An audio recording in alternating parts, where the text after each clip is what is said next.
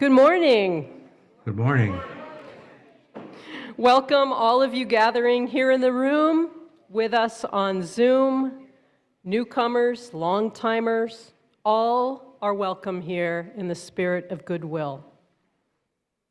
Let's begin by acknowledging that we gather upon the homelands of the Lummi and Nuksak people who have lived on these mountains, valleys, and shorelines since time immemorial.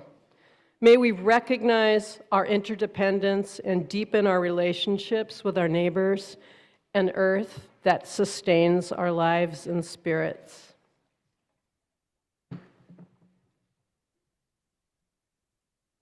Good morning. Good morning, Paul.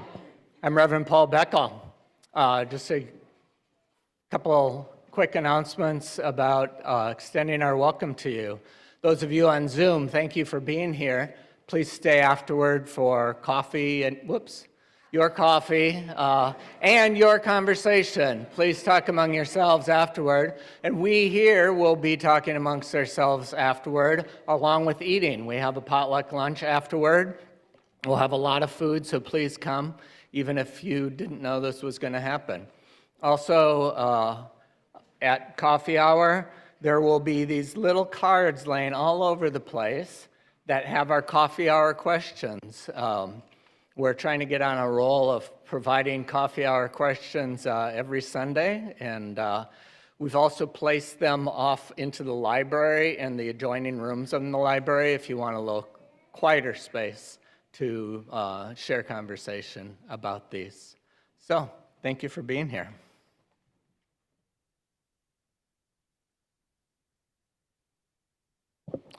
I'm Tom Nicholas, the other celebrant for today's service. Okay. And I'm sorry, that's never happened to me before here. Okay, I'm Tom Nicholas, the other celebrant for today's service. My pronouns are he and him. In the service today, especially in the central part of the service, we're aiming for an effect of a kind of mosaic. The connections between different parts won't always be directly stated. Hopefully, the connections are there, but we wanted to experiment with letting you find the connections for yourself. As always, please let us know what works and what doesn't. Sue and I started out with the idea of doing a service on creativity.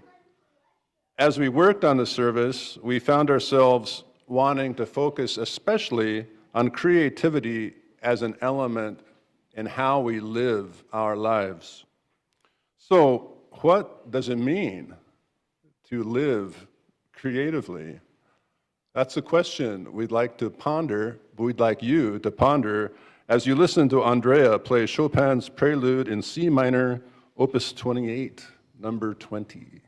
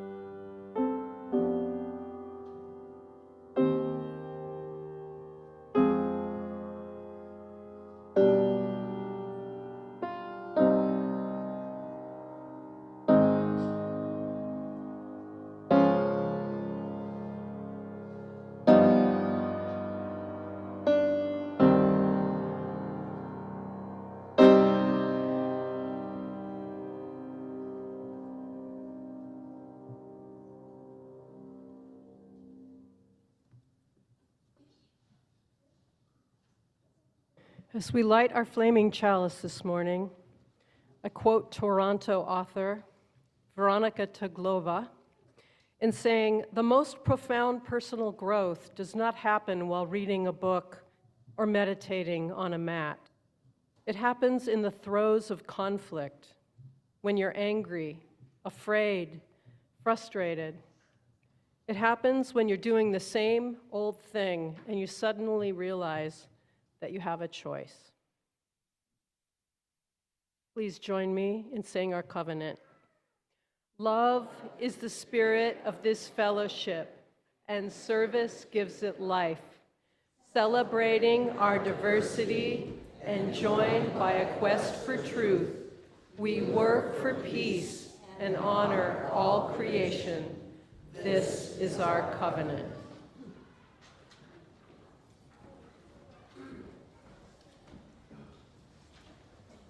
We're going to sing Die Gedanken sind frei, an old German song.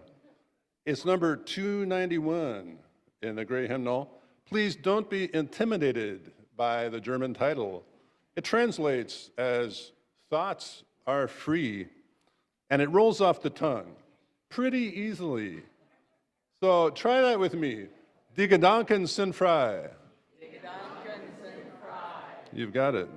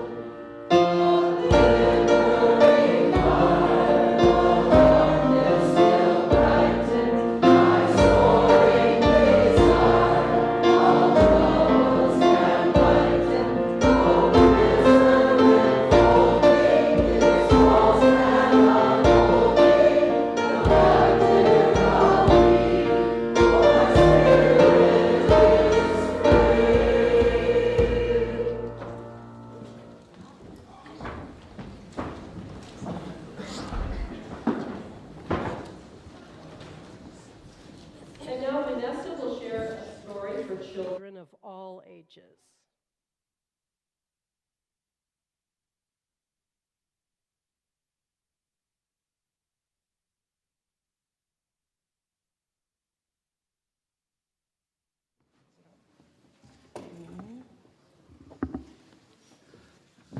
Good morning. Thank you for your patience as we adapt. It's kind of what we're all doing in the world this week and others. So I picked Little Wolf's First Howling, and I hope you enjoy it.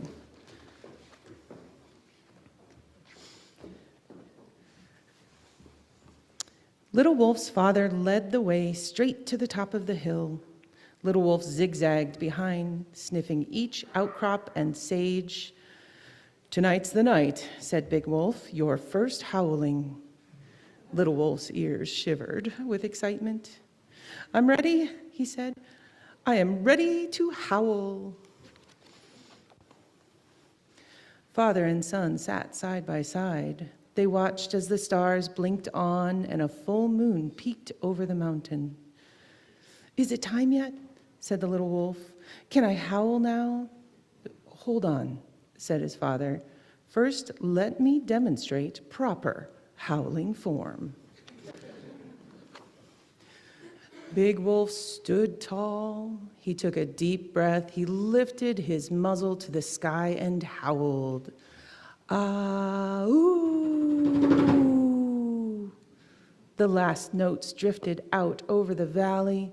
Little Wolf was thrilled to the tip of his tail. My turn now, right? Right, Dad? Here I go, just like you. Big Wolf nodded. Okay, son, give it a try. Little Wolf stood tall. He took a deep breath. He lifted his muzzle to the sky and howled. Ah, ooh, I'm howling, howling, howling. Big Wolf raised his eyebrows. That was a good beginning, he said, but your finish was not proper howling form, and let me demonstrate again. Ah, ooh. Little Wolf lifted his muzzle to the sky and howled again. Ah, ooh, dibbity-dabbity, skibbity-skabbity, skoo-woo-woo-woo-woo. Little Wolf looked over at his father. What did you think, Dad? Did you like it, did you? Big Wolf sighed. Son, I am proud of your nose, which has led to many new trails. I admire your strength when you tumble with the other pups. Most of all, I love how your ears express your thoughts. But your howling? It is not proper howling form. Little Wolf hung his head. Let me demonstrate again, said the Big Wolf. Listen closely. Ah, woo! Each note rang clear and tuned and soared to the moon. Your turn, said Big Wolf. Little Wolf's heart swelled with wildness and joy. He knew it wasn't proper howling form, but he had to let loose.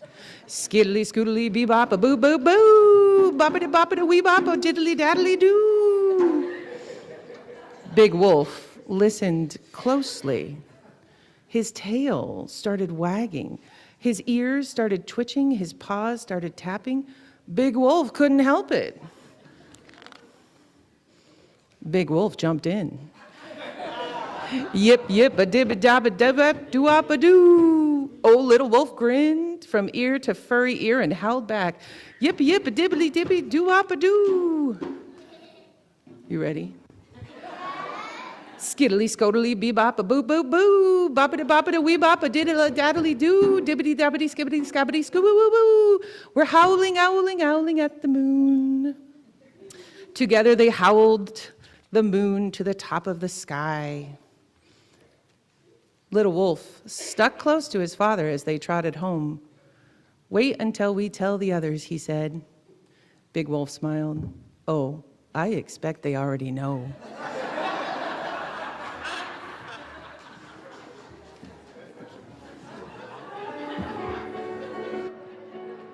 And now we sing the children to their classrooms. We hold you in our love as you go, as you go. May your heart be at peace as you go. To nurture the spark of your precious life. We hold you in our love as you go. We hold you in our love as you go, as you go. May your heart be at peace as you go, to nurture the spark of your precious life. We hold you in our love as you go.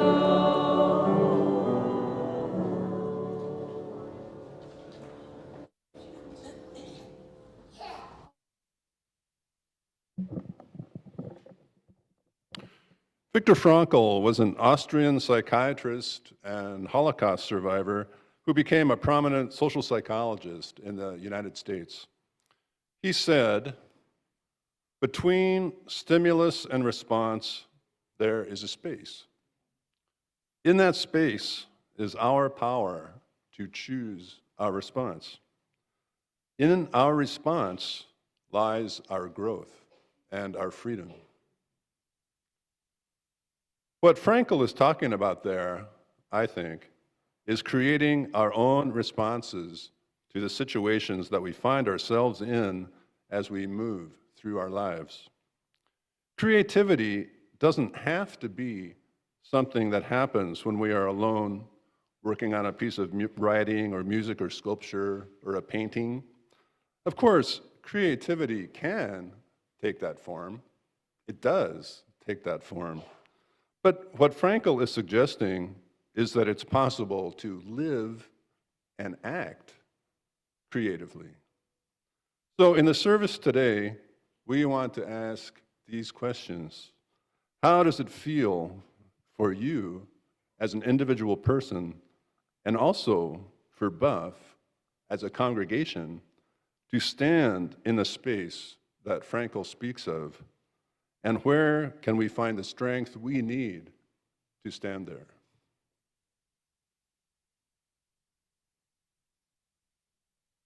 Notice that Frankl talks about creating a response, which is different from a reaction. Reactions are often instantaneous, charged by emotions, triggered by past experiences. They're often likely to fuel conflict, and at the very least, allow others to dictate the terms of behavior. A recent protest I attended illustrates a moment of reaction.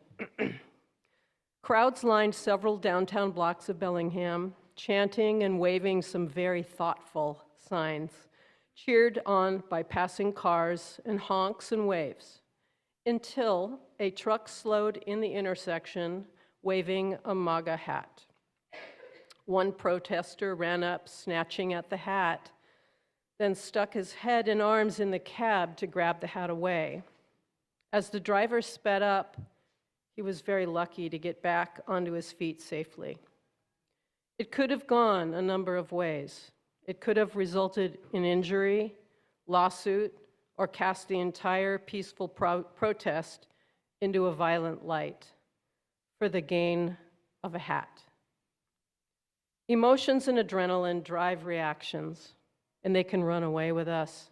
I have certainly been there myself, which is why I appreciate the idea that the strength in strong feelings comes from directing them into the job of positive change, not risking that job to react on strong feelings. So a response is something that is mindfully chosen. It centers in that space that Frankl talks about, to process an event, to feel what you're feeling, and act on our values with deliberation. Holding back from a knee-jerk reaction, even for the pause of a breath, gives us space to imagine our next move. And that breath of imagination can help us bring into focus what we want to commit to for the long haul.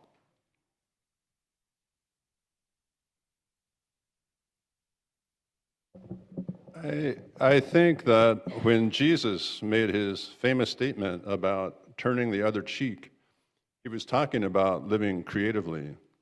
If somebody slaps you, that person is giving you two options: to either fight or run away.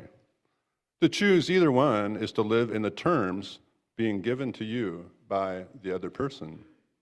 So what Jesus was saying, in my interpretation, was don't accept those terms. Stand your ground, but not in the way being dictated to you by the other person.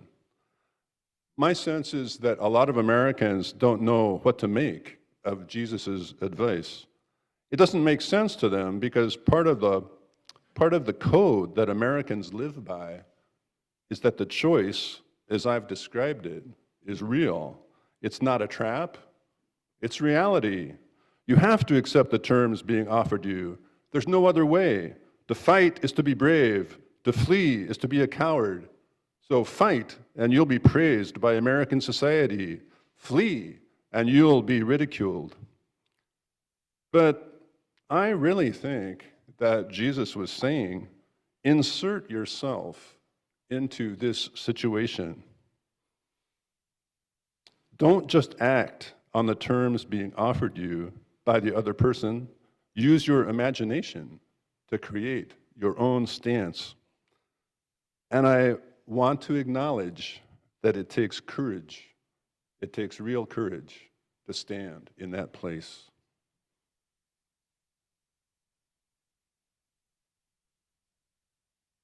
What rhythms or daily rituals strengthen your ability to feel grounded and make meaning?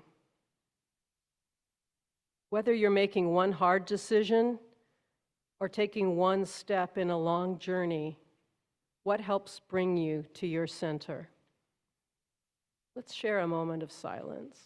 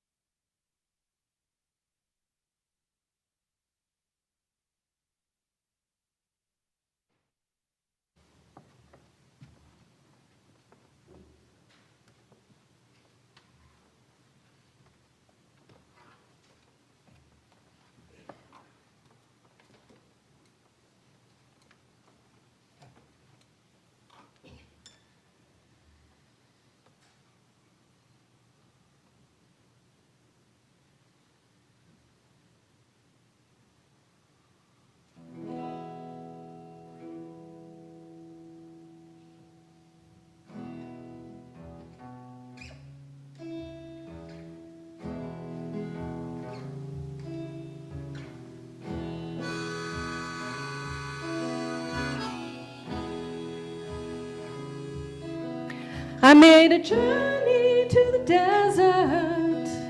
I was needy for a friend. I met a group of other travelers, helped me find my feet again. From a tiny little acorn does a mighty oak tree grow.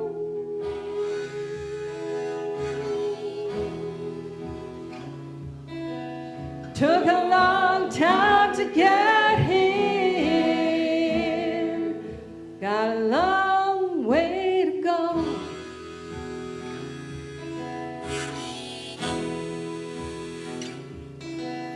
Well, they showed me a mirror, asked me, what do you see? I said she looks so lost and lonely. Then they told me it was me. From a scruffy patch of seedlings does a mighty forest grow.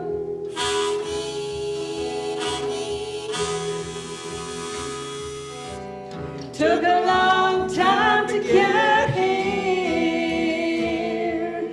Got a long way to go.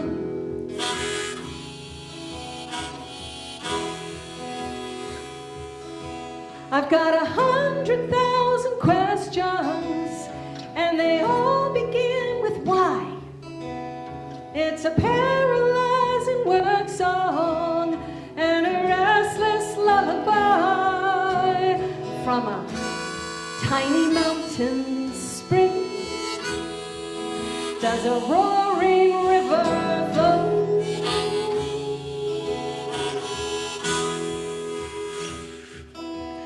Took a long time to get here.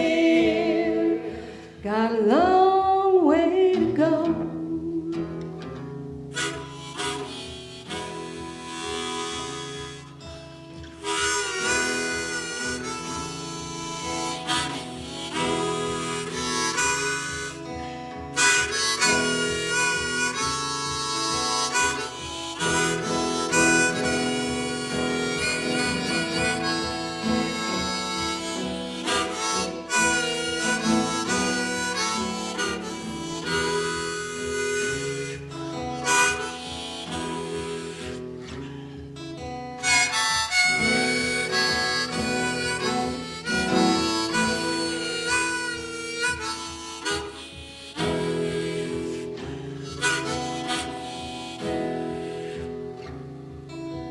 In every stranger I encounter, I always find a bit of me.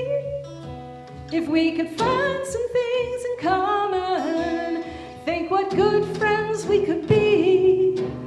From a few sincere exchanges, does a brighter planet grow?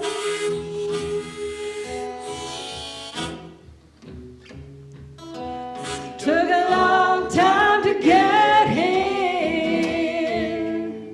Got a long way to go.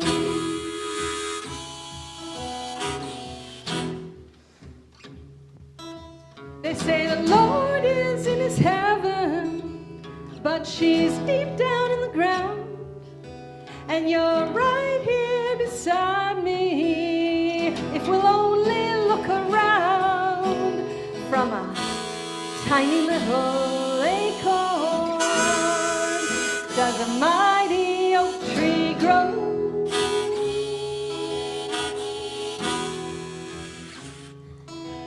Took a long time to get here.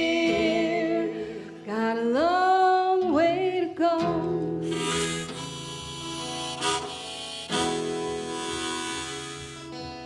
Took a long time to get here. Got a long way to go.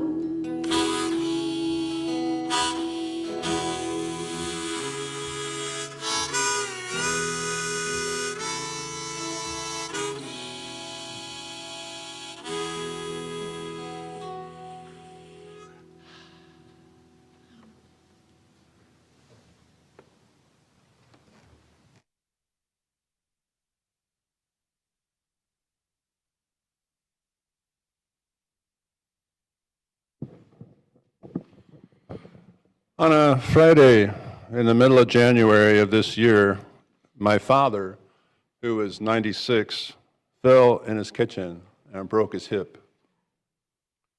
When he got to the hospital, they found other complications as well. My mother and my 3 siblings and our children were all there. And as a family, we went through the process of consulting with the attending physician and deciding what course to take. In the end, we opted for comfort care, focusing on comfort and not trying to fix anything or make it better. Letting nature take its course, I guess you could say. And as my father lay there in the hospital bed, freed of any medical support, unable to really communicate with us, but with his entire family around him day and night, I realized that my father's death was an event that wasn't just happening to him, it was happening to the family as a whole. And on the afternoon of the second day, I think it was, we spontaneously found what I think was a creative way of responding to my dad's death. We started singing old songs that he knew. One was "The Deacon Went Down." I don't know, you might know it. The deacon went down in the cellar to pray. He found a jug and he stayed all day. Ain't I gotta grieve, my Lord, no more. And another one, which my father knew well, was King of the Road. Trailer for sale and room to let 50 cents. No phone, no pool, no pets. Yeah. Those might sound like odd songs to sing when someone is dying, but they were appropriate for us because they came out of our shared experience as a family. As a family, in that moment, we found a meaningful response to my dad's death by drawing on songs that we all knew. These days, Buff, as a community, is entering its own period of transition. And it occurs to me that community is something that has to be created. What kind of community do we want to create? What elements of the past can we draw on to keep Buff alive in the present? Can we find that space that Victor Frankl spoke of, find our own responses, and by doing so, articulate who we are? I don't know the answers, but those seem like the right questions to be asking.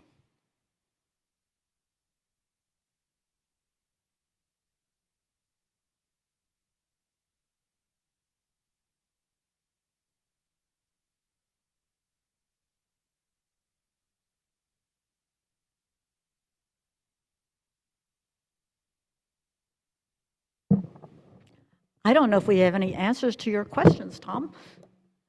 But there are three of us here this morning who helped co-facilitate the February sessions on building beloved community. So we're here to give a little bit of a follow-up to that.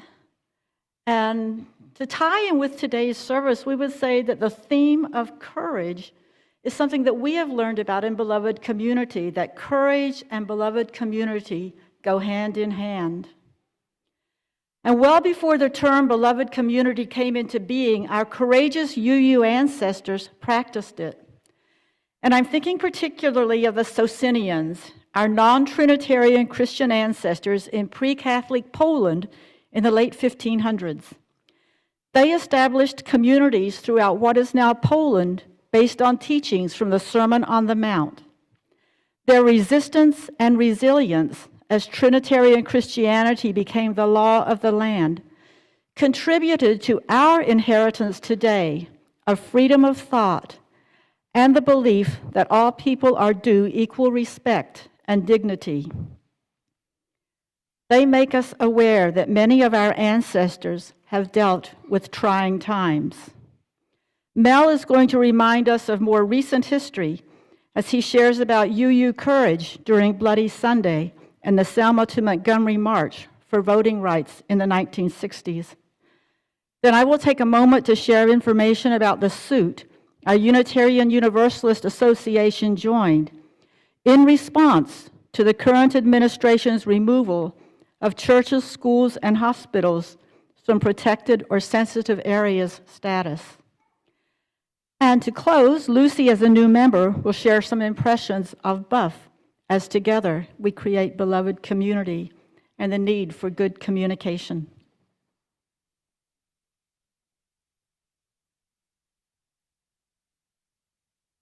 "60 years ago, who could have known in March of 1965 how history would be changed, how our UU faith would have a hand in it, and I would find my path into ministry. I was not feeling well this last Sunday. I stayed home, but I decided I'd check into the service. And I'm glad I did, because my indigenous heritage was nurtured by a powerful sermon and sharing, and it lifted me from my African American heritage for Bloody Sunday. Do you all know what Bloody Sunday was?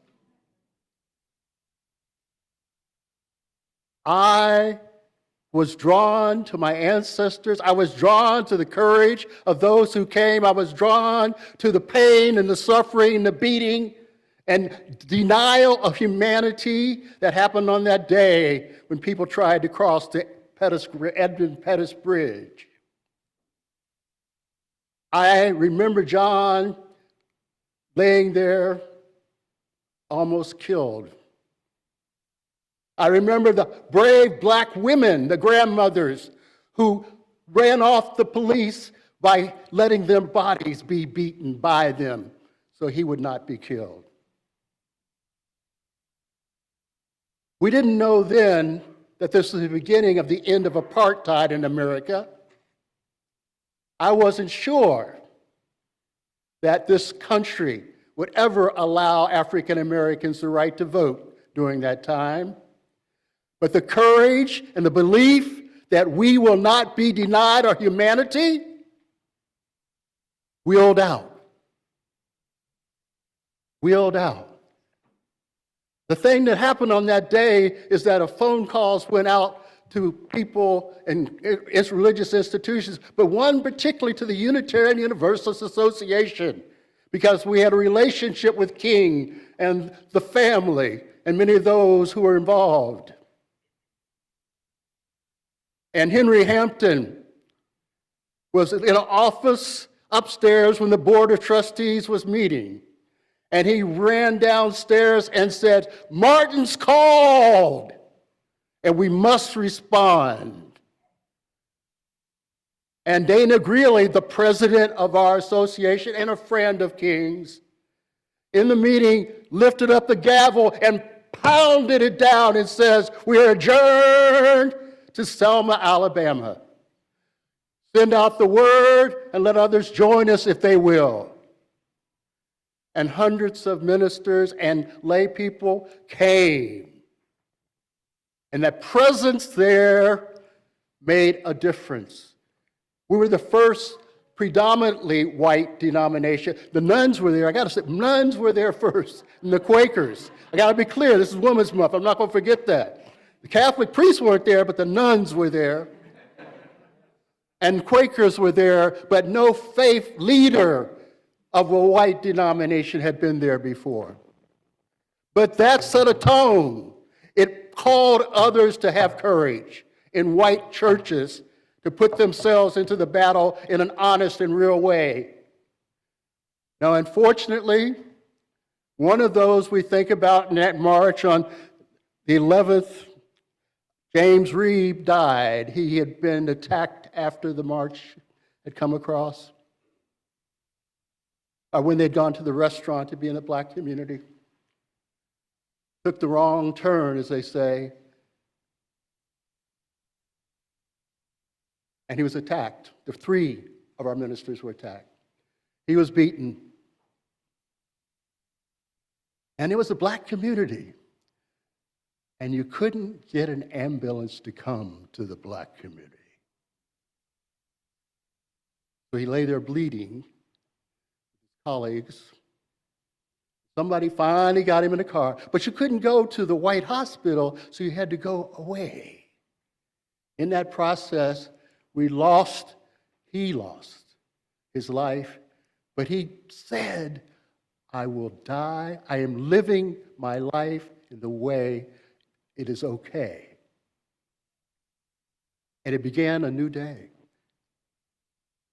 And later, Viola Luisa was a Detroit congregational member, UU woman, was helping with voting rights.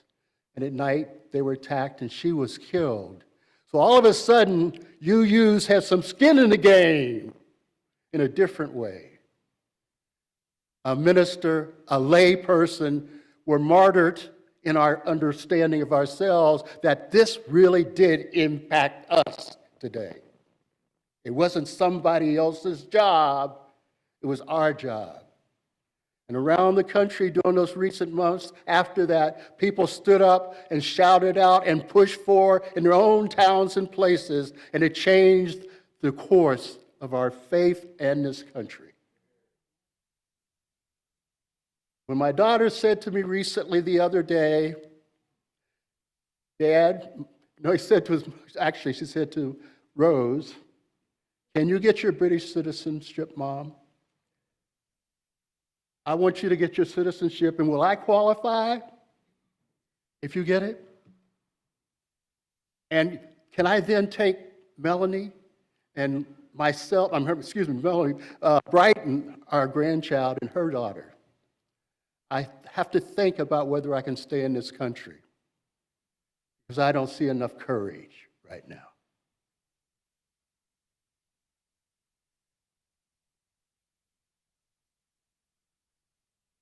I think we have the opportunity to express courage. I'll work on our daughter.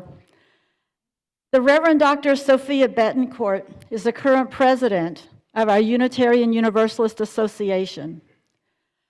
She is irrepressible, and her irrepressible self embodies what white supremacists are trying to repress. She is a queer woman of color in a powerful position. With parents from Panama and Chile, she is the daughter of immigrants, and she is the grandchild of a seventh-generation Unitarian. On January 23rd of this year, Sophia sent out a message of encouragement to us UUs as new executive orders came rolling out of the White House. Particularly disturbing was the order trying to end birthright citizenship, which threatens the 14th Amendment to the U.S. Constitution. That amendment has been a lasting bulwark against the dehumanizing Jim Crow laws, which denied the right to vote to black citizens. And as Mel related, those Jim Crow laws are the ones that Martin Luther King asked us UUs at the time to help end. UU President Sophia reminds us, we are bound together by the expansive love that has always been the animating center of our faith. It is this fierce love that compels our deepest loyalty and our most courageous action. And we UUs are acting. As of February the 11th, the Unitarian Universalist Association is one of 26 plaintiffs from faiths rooted in Christian and Jewish denominations, suing the government to protect religious freedoms. This suit became necessary when the Trump administration rescinded the sensitive location policies that allowed churches to be protected spaces where immigration and customs enforcement could not go to conduct raids, arrests, and other enforcement actions in houses of worship. The new policy that we are part of challenging greenlights enforcement actions that could interrupt religious services in furtherance of the administration's mass deportation plans. The Institute for Constitutional Advocacy and Protection within Georgetown Law is our legal representative, and they took the case pro bono because it is such a clear violation of our rights under the First Amendment and the Religious Freedoms Restoration Act. And each of the 26 plaintiffs submitted a statement as to why their faith system is part of this suit. Our multiracial, multicultural, seventh-generation UU Executive Vice President of the UUA, Carrie McDonald, provided the UUA statement. They wrote, as Unitarian Universalists, fighting for justice and liberation for all people is at the heart of our faith tradition, which recognizes the spark of the divine inherent in every person. Our sacred spaces must continue to offer sanctuary to those who face oppression, violence, or alienation, including immigrant communities. UUs are united in our commitment through a set of shared religious values, which include interdependence, pluralism, justice, equity, generosity, and transformation, all of which revolve around love at the center. Compelled by these values, we will continue to do what Unitarians and Universalists have done throughout our centuries-long history. Use our voices and our actions to side with love and help those who are in the greatest need. We will be really creative. And what this suit implies to us practitioners of beloved community here at Buff, and to neighboring faith communities whose denominations are part of this suit. We know that Presbyterians, the UCC, and Episcopalians are also part of this suit, and we need to connect with them here in Bellingham to see how they are responding to the suit. It's something we all need to consider and work on. So communicating a little bit about the fact that the UUA is part of this suit is a first step in figuring out what to do with it. And then there will be a task force from here that will be looking at some of the implications of how we as a congregation will deal with this suit. I think that's enough about that for now, except that the key to dealing with anything, of course, is communication. And I think, Lucy, it's now your turn to communicate.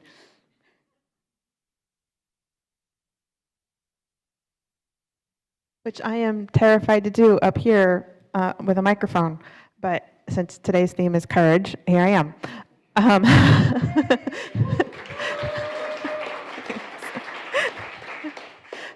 And see how communicating it helps us build each other up.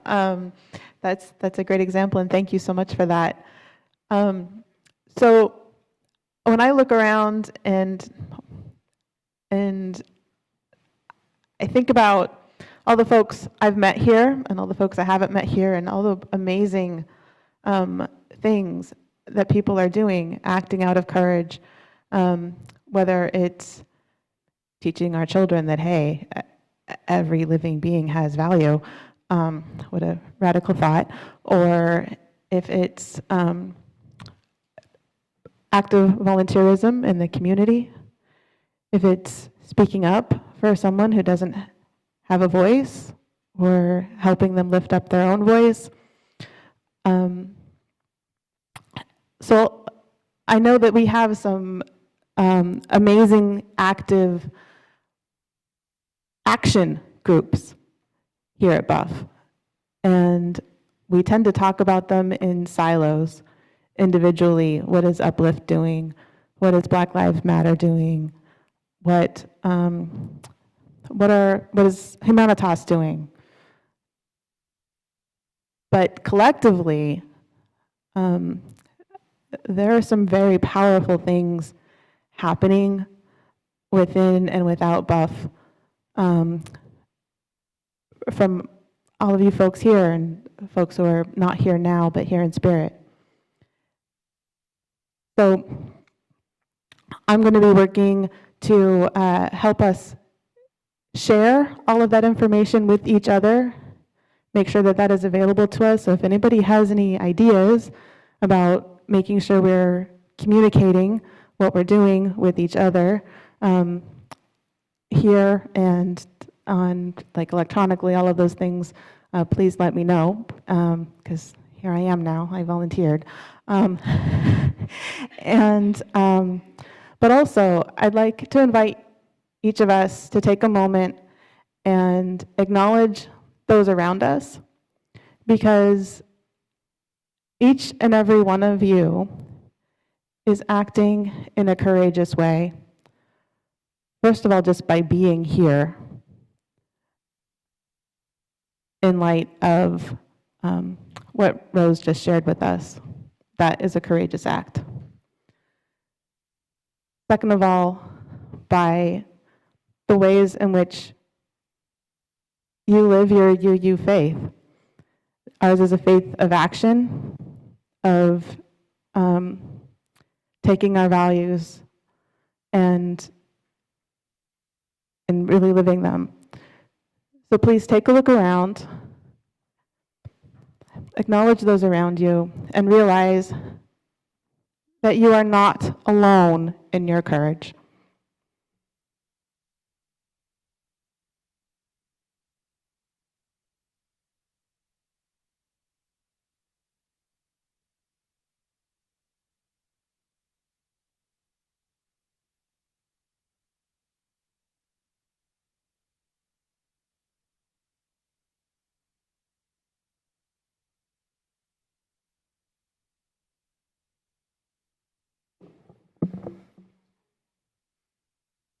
Good morning, everyone. How y'all doing? My name is Walt Ellis. I use he, they pronouns. I've been lucky enough to be a part of the Buff community for about 6 years now. Some of you may know me from my behind-the-scenes work back in the text booth. I'd like to give a shout-out to Jim and Quinn right now for covering for me. I'll be right back, I promise. Coming here is a relief to me. To share with y'all one facet of why coming here is a relief and why Buff matters to me, I want to talk a little about our Taizé service. For those who may be unfamiliar, Taizé is held at 7 p.m. on the first Monday of every month, right here, and is a space of music and contemplation and companionship. We sing together and meditate and chant and savor poetry, share our energies, our joys, and our sorrows, whether out loud or unspoken. I am overwhelmed every time by the power and the love that this community brings, that never fails to fill some of the cracks, assuage some of the stress and worry, and leave me feeling more whole. Taizé allows me to express myself and to meet with others who are open to sharing and accepting. And it is just an incredibly beautiful space. And it's just one of many such spaces that Buff creates and that all of you create. Because it doesn't happen in a vacuum. It happens because I, and you, and you, and you, and you, and you, and you step forward, and all of us make this community happen. We can only keep being the Buff we are as long as we are able and willing to put in that time and the effort and the funding and the care. When I was first hired here as an employee during lockdown, I began attending services largely because it was my job. But it quickly became apparent to me that Buff has far more to offer me than just employment. And even more than that, I have far more to offer Buff than I thought. Buff is a place where I come to live, to talk, to share, to learn, to sing, to help, to discover, to grieve, to celebrate. A place where I can be me unreservedly and experience the me's that all of you are. So please don't take each other for granted. I encourage all of you to take a deeper look at all the ways this community has stepped into your life, and consider all the ways that you can contribute to our whole and step into our lives in turn. And I look forward to seeing y'all at Taizé. Thank you.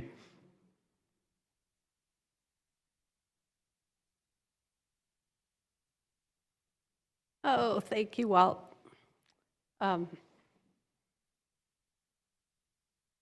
Yeah, my heart is full. This is a pretty amazing place to be. I'm on the Canvas team, and Vanessa created a lovely, it's sort of a thermometer so we could see where we are on our canvas.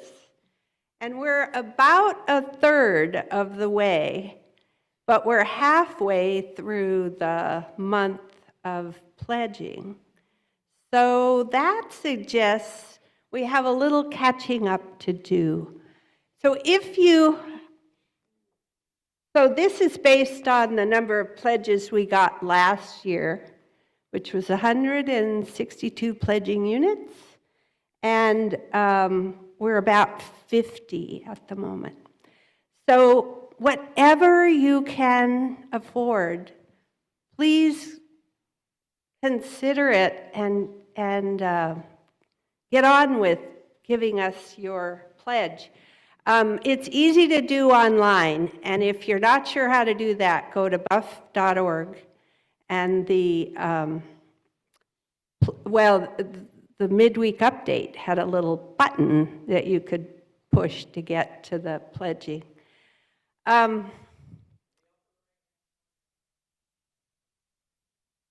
Perfect, thank you. Did everybody hear that? Upper right-hand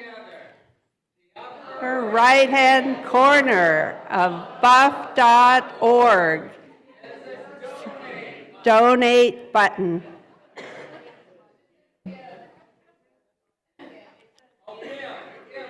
Give button. I think you can get the idea. I don't want to overemphasize the money, but you vote with your dollars, and supporting this congregation and this work towards beloved community does take money. So please give us what you can. And we're going to take a collection right now, so it's also possible to just give every week or every time you're here, and we appreciate all of the ways that you contribute to this congregation. Thank you.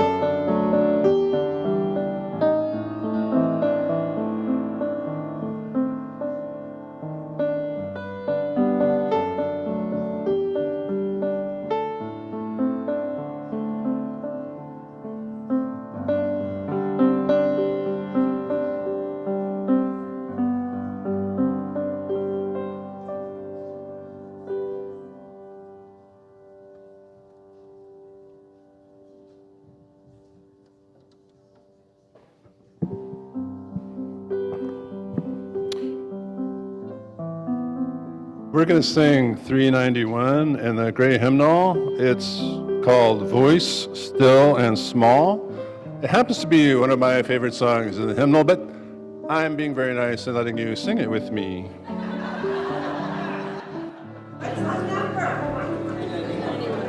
Say it one more time, Tom. It's Voice, Still and Small, number 391 in the hymnal.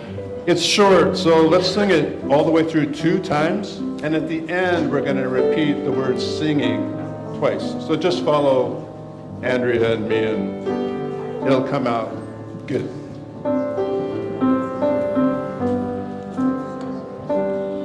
Voice still and small, deep inside.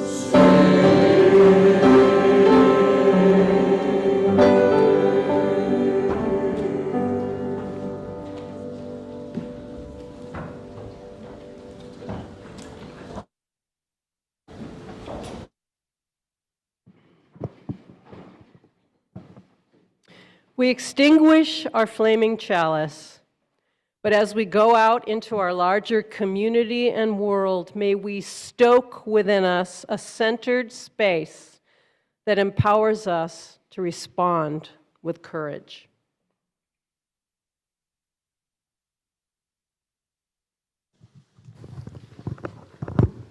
We're going to sing We've Got the Power to close today. Do not be afraid. No.